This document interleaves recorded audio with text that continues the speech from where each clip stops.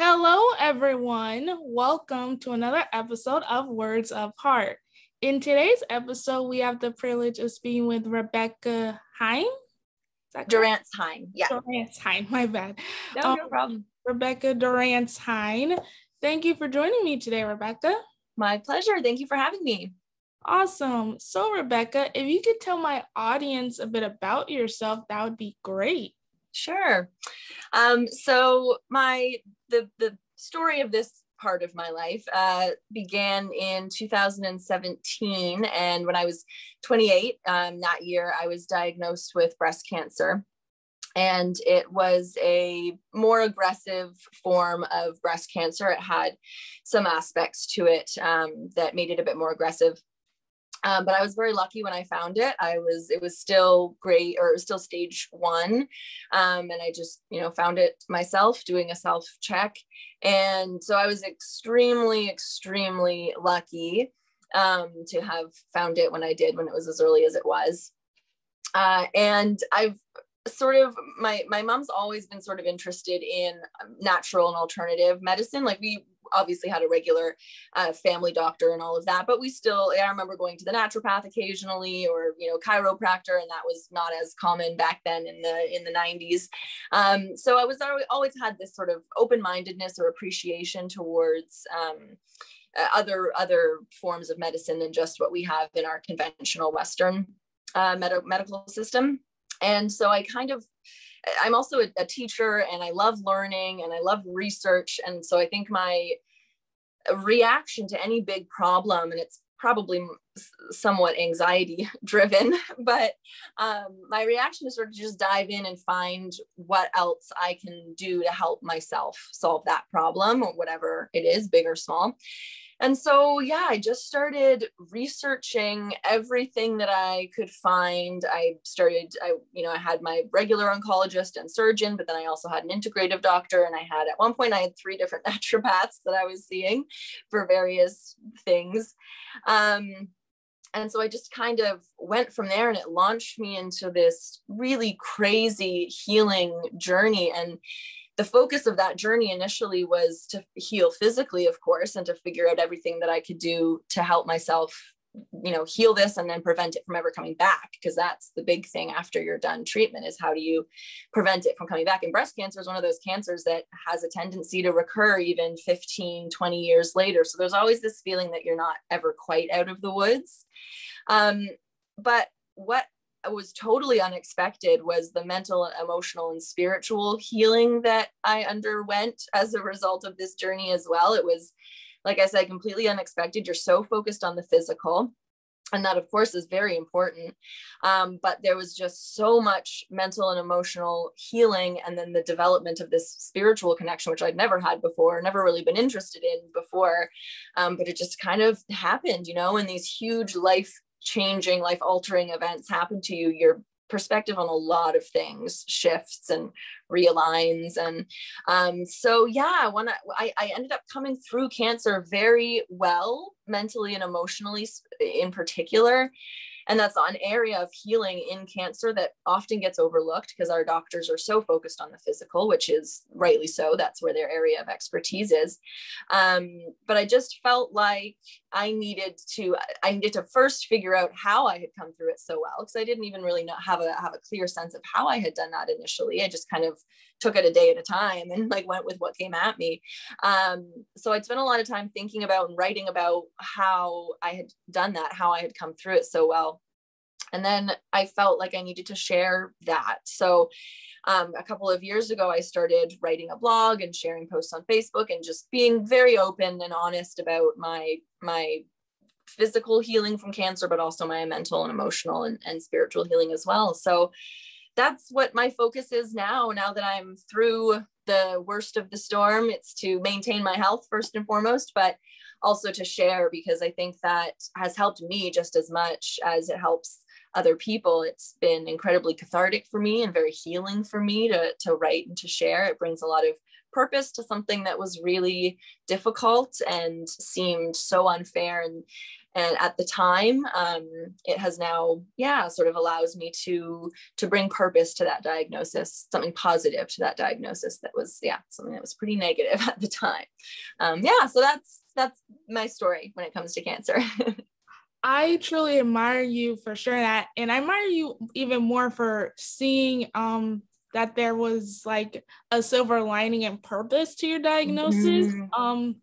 I went on, well, I haven't experienced cancer, so obviously that is really intense, as you mentioned, and there's a history of cancer in my family. So wow. I truly praise you for being a warrior, to having to have the strength to go through something like that. Absolutely. In regards to the purpose through your diagnosis, that you eloquently mentioned, I got diagnosed with diabetes at the start of the pandemic last year. Hard time. Oh my gosh. Yes, being diagnosed with any health diagnosis during this pandemic is absolutely more terrifying than probably actually normal, because obviously there was no vaccine at this point. So many people did not see the silver lining it was hard to process the silver lining. They eventually did see the silver lining. It just took time. Because I had many health issues growing up. But in regards to what you were saying about the purpose within the diagnosis, I instantly saw the purpose within my being diagnosed with diabetes, because I was on the brink of death. I don't know how much info you know about diabetes, but that's just one huge overview in a nutshell. I could either have diabetes or I could die. So really we're one or the other, and obviously I'm still here, so diabetes won out, and thank goodness for that, because God's way of resurrecting me from the dead, to quote scripture, because I'm a Christian. So I see the spiritual and biblical nature to my diagnosis, and the fact that it was another chance to live my life. And from there, it kind of kickstarted this mantra for me of being a warrior for change. And 1 second. Okay, we had a momentary pause there, but we're back. So as I was saying, I saw purpose through my diagnosis and being a warrior for change. Amazing. God called me to do. And that pretty much, fast forward, that was last year. We've been in this pandemic for a year now, to August, which is when I launched my podcast, to share my experiences and my stories, and stories such as yours, to help others going through the exact same thing, and just to be a source of comfort during this troubled season we're in. Absolutely. Yeah, absolutely. Yeah, and I felt the same way, that there was a lot that there were reasons. I feel like everything happens for a reason, but not necessarily like a predetermined or fated reason. Mean that if you choose to look for the silver linings, the positives, the opportunities for growth, the learning, that you can find something positive in everything that happens. And I think there was a lot of healing that I needed to do personally that I wasn't doing on my own. And cancer was a catalyst for a lot of change and a lot of healing in my own life. But I think also I am now able to take that experience and help other people. And I think that's also one of the reasons why I went through this, because now I can help people who are coming up behind me going through the same thing. And so I absolutely feel like I was also, chosen to go through this so that I could help people afterwards, after I got to the other side of it. So it's been very rewarding so far. Yeah. Awesome. So I know you mentioned the 90s or 2017. Hard to pinpoint the year you mentioned when you got diagnosed with cancer. 2017 was the cancer diagnosis. Yeah. So that would make it 4. We're coming up on 4 years in July. Yeah. Oh, 4 years. So just out of curiosity, if you can give yourself advice to when you got first diagnosed, what advice would you give your younger self in that moment? It was a really difficult moment because I was by myself when I received my diagnosis, because my tests had been inconclusive. Going into the biopsy, I had an ultrasound and a mammogram, and both were, the mammogram was actually negative. Even though I could see the tumor, if I pressed my skin down, I could see it with my own eyes, but I have dense breast tissue, which a lot of young women do. And on a mammogram, it all looks the same. It ends up just looking regular tissue, healthy tissue, and cancerous tissue all looks the same in that case. And so my mammogram was actually negative. But for whatever reason, my doctor decided to send me for a biopsy anyway. Thank goodness that she did. And that is what eventually diagnosed it. But everyone was very relaxed about it and calm, because they were all like, well, you're young, you have no risk factors. The tests are pretty inconclusive. So like, you're probably fine, but we'll do the biopsy anyway. So I was very relaxed about it, like waiting for my results. I wasn't really worried or concerned. Everyone had been very reassuring. And then it didn't even occur to me to bring someone to the appointment with me, just in case it wasn't good news. And so I was completely by myself when I received that news. And it was really just a crazy moment. But part of me is kind of glad that I was alone in that moment, because I got to experience what I was going through and sort of process those emotions without worrying. I'm a people pleaser. I'm a recovering people pleaser. And so I know if I'd had my partner with me in the room, or my mom or my sister, I probably would have been way more worried about what they were feeling in that moment, instead of, feeling and processing what I was feeling. So again, a little bit of a silver lining. But to go back to that moment and to be able to sit down with myself, that the first week after you're diagnosed, I had another friend of mine who is a number of years older, but she was diagnosed just 2 years before me, I think, or 3 years before me. And so I called her because she's the only person I knew who had gone through this. And she said, it probably, you probably won't think that I'm right now, but she's like, this is the hardest point right now, right? This week, or this couple of weeks when you're diagnosed, but you don't have your pathology report yet. You don't know what type of breast cancer you have. You don't know whether you're going to have chemo or radiation or surgery or all three or some or not. You don't know anything about what stage you're at yet. It's just like so many unknowns. And so it's such a terrifying time, because you have no idea what's coming. You have no idea how bad it is. You're just sort of swirling in your thoughts. So I think in that moment, I would tell myself that this is the worst time right now. And it might not seem like it, but it's going to get better. You're going to learn about this disease. You're going to learn how it develops. You're going to learn what you can do to prevent it from coming back.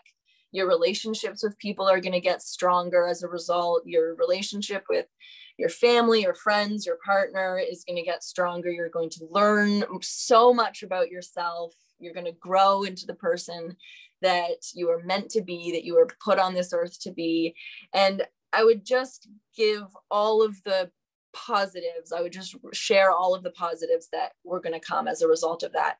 Because the future is unknown and we don't know what's going to happen, our mind tends to focus on what the negative possibilities are going to be. It's just our human nature. It's survival. It's trying to think ahead so that it can maybe plan and prepare our mind and our body for what's going to happen. But it has a tendency, our brain in that instance then has a tendency to think of the worst possible things that could happen. But what I like to tell people now is we don't know what's going to happen in the future. And that means that it is just as likely that something amazing and good and positive is going to happen. It's going to turn out exactly the way we want it to. It's just as likely as the opposite, or as anywhere in between as well.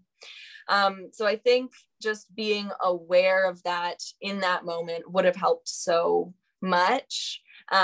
To calm that anxiety and calm that stress and start shifting the perspective from the negative to the positive, because that was a huge piece of my puzzle in terms of healing and being able to go into life after cancer without fear and anxiety controlling me, because that is a huge struggle in life after cancer. So yeah, being able to start the journey with that knowledge would have been amazing to be able to like go through it with the end in mind and knowing what was going to happen. It would have made the process a lot easier. But also, if I had known, maybe I wouldn't have, maybe things wouldn't have turned out as well. Maybe I wouldn't have grown as much. Maybe I wouldn't have, experienced as much or as deeply or grown. So who knows? But yeah, it would have been really nice. And I think that is what I would share with somebody. And it's what I share now with people who are newly diagnosed and are really in that, like, they're just in the storm of it right after diagnosis. It's so scary.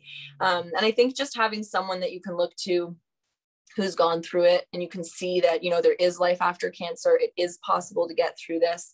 And it's actually possible to be even healthier and even happier when you get to the other side, because, I'm living proof of that. So yeah, that's absolutely what I would share with myself. And it's what I share with people now. Absolutely. And I understand that whole friend and having experience with it prior. I had no history of diabetes to my knowledge on either side of my family. Wow. So it was a real shocking news to every single person on the planet in regards to me. And I wasn't super chatty a week into it. Actually, I didn't say anything really until March. And at that point, the world was about to go on lockdown pretty soon. Right. So, I couldn't even go out and shout to the world even if I wanted to. But my best friend Xandra, we've been friends since we were like 3 or 4. I was fortunate enough and blessed with her friendship, and also with the fact that she just so happened to be diagnosed with diabetes 3 years prior. Oh wow. She had experience with that, and I really think it's cause kismet, or however you want to put that. Like, just so happened to be best friends since we were little. All the way into our late 20s. We're only 25, so still late, I guess, in a way. And that we just so happened to be diabetic around the same time. So I was fortunate enough for her to be there for me. She visited me in the hospital. I didn't even ask her to come, but I'm coming. She like took time out of her day. She had like job blood work or interviews or something, and she literally took time out of her day to come see me. And she's a real rock star through this transition, because I had no idea on North what I was doing. Right. Obviously, because I can relate to diagnosis and being so unsure and what to do with it, and just you are on the brink of 4 years, which is a huge achievement in itself.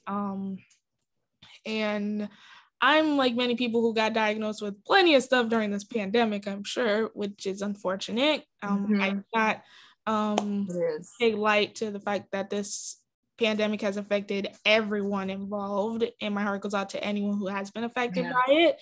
But to be diagnosed with anything during this pandemic, I have to give a special shout out to those as well, because being diagnosed 100%. When there's a virus going on that can kill you doesn't improve your chances or help your chances in it. The fact that I was diagnosed with diabetes, and I share this quite a bit because it is a huge testament to my story and who I'm becoming and shaping who I am, and it's also really what launched this podcast. Exactly. So the fact that I was able to survive this huge health change in my life and just have to understand it during a pandemic is really huge, because this virus could potentially kill you. And the statistical factors for diabetics is not great. It's actually worse than everybody else. That's right. It's a compounding factor, right? So the fact that I was able to survive this, being diabetic in this virus, is just amazing. It's an absolute miracle that I was able to survive it. It's a miracle that I'm even still breathing, really. Right. Think about, because several months prior I could have died, and then I get diagnosed, and then we get this shutdown and the virus and just a whole mishmash of stuff. But so many things. In spite of that and everything that's happened, all my experiences have truly shaped me into what I am becoming. So I wholeheartedly agree with you as far as diagnosis being a catalyst for change. And it's funny because I was never a big, huge person on change whatsoever until I got diagnosed. So it's just come full circle in a way. As far as being a warrior for change and a catalyst for change, and that all our experiences do serve a purpose in some way. They do. And it's sometimes really hard, especially with big things like a diagnosis, cancer, diabetes, or any really like life-changing diagnosis. Right when it happens, it's impossible to see what those positives are going to be because you're just so scared and you're so unsure. And then, especially right now, as you said, with so much else going on in the world, it's like extra scary. It just takes time and perspective and just going through it, like actually, putting one step in front of the other or one foot in front of the other and just continuing to move forward. And it often does take these big things to change us because humans are creatures of habit. We get in our comfortable ruts and we like where we're at, and we don't want to rock the boat, and we don't want things to change in ways that we are not expecting them change. Change gets viewed as negative because it's an unknown, and that's kind of scary. But there are just so many untold ways that our life can change for the positive, ways that we can't even imagine. And often it's the result of these like big, heavy things that at first we just like do not know what to do with. And I think that's why talking about them like we are is so important, because that's hearing other people's experiences was invaluable to me when I was like I was part of online support groups and an in-person support group. And then I had, this other friend who had gone through it as well. And just having that, knowing that I wasn't alone in going through this, this journey, this experience was really invaluable. It helped me just feel not alone. And I think we were talking about how COVID has impacted these things and made them more of a struggle for people. And I think that's one of the biggest ways probably is because we are so isolated right now. I mean, things are, starting to open up and get a bit back to normal, but it was such an isolating time. And I cannot imagine having to have gone through my diagnosis at this time. Like it would have just been so much more of a struggle physically too, because your immune system's being compromised, and then there's this virus, so that's terrifying. But also just like mentally and emotionally, it would have been such a struggle because the other people who were with me going through this with their own diagnosis, it was so important, so important. So I think that's been a really big struggle for people as well right now during this time. Absolutely. Yeah. Well, I'm going to shake things up a bit. It's been a great conversation. Yeah. I want to get to this fun icebreaker question I mentioned to you before we started. So if you could have any superpower that's not flying or teleporting or levitating your body, I have to add levitating now because people will pick teleport when I say they can't pick flying, but it's the exact same thing. Like, oh, what if I could float on over to Starbucks? No, that's levitating your body. You can't do that now either. So if you could have any superpower that's not any of the things I mentioned and have some fun with it, what would it be? I think it honestly would be, it's so funny because I actually tried to do this when I was a kid, but I wish I could like look at a book and just absorb all of the knowledge that was in it, or like sleep on it. Like there's some people who talk about how they like, I think I heard it on like a TV show or something when I was a kid. I don't think it was real, but, someone slept on a book and they like absorbed all the knowledge. So I actually tried to do that once when I was a kid. I had a test and I like put my textbook under my pillow and tried to like absorb in my sleep all the knowledge. But I think that would be so cool to just be able to like look at a book or like open it and just automatically know everything that was inside of it. That would be pretty cool. I almost thought you were gonna say if you could wish you can go into the book. Oh my God, that's even better. Yes, like go in there and just experience all of the knowledge or the story if it's fiction, because I love reading. I absolutely love it. But I'm a slow reader. And so it would be amazing. Yeah, if I could just either one, I'd take either one, absorb it or just jump right in there for sure. Like as you were describing me, I thought of, and you who I don't know, I think you might know because you mentioned the 90s, so I think you might be familiar Yeah. with the show that I'm thinking of.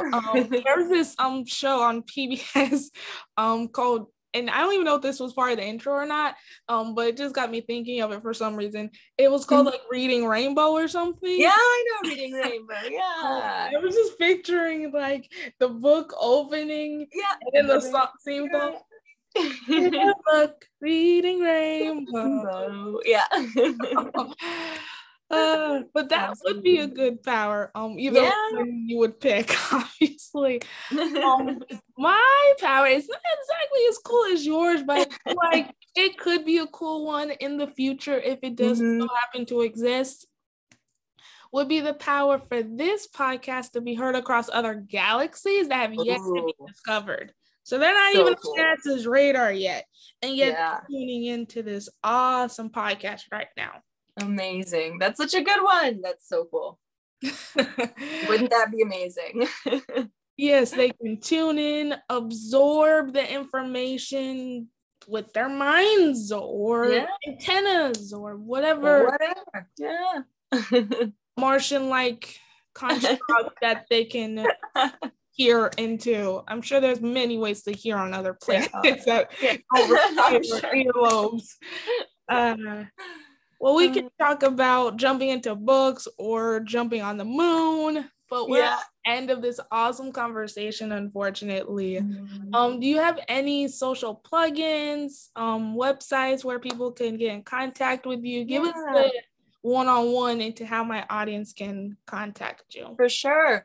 So the easiest thing is the website, Solis Cancer Community, SOLIS, cancercommunity.com. And that's the blog. And then I have some freebies on there, diet guide, anti-cancer diet guide, and a few other things. I have an online course there as well about risk reduction after you're done treatment, or for people who are super serious about prevention. So it's all things that you can do yourself at home to help reduce your risk of cancer. And then I have another interview series on there about mental and emotional support that I produced a couple of years ago. So that stuff's all there. And then the Facebook group is where I'm most active. I post there 3 or 4 times a week. And I post about mental and emotional health, diet and nutrition with recipes. I talk about new research that's coming out in both in the conventional world and the alternative world.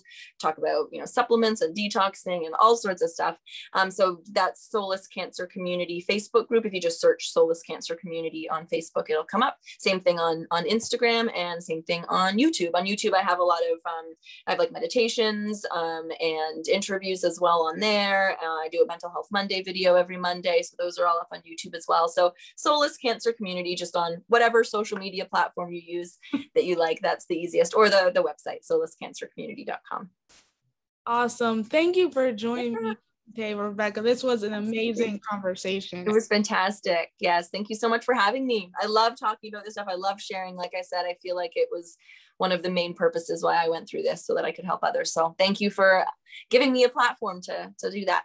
Absolutely. I love giving people the opportunity to share their stories because it can help everyone. And exactly. Because no one should have to go through anything. No. We're all here to help each other. And in any way I can help do that through my podcast, I want to do that. So thank you so much for joining. Not a problem. Thank you so much. No problem. To all my listeners, stay healthy, stay safe, and until next time. Bye. Bye.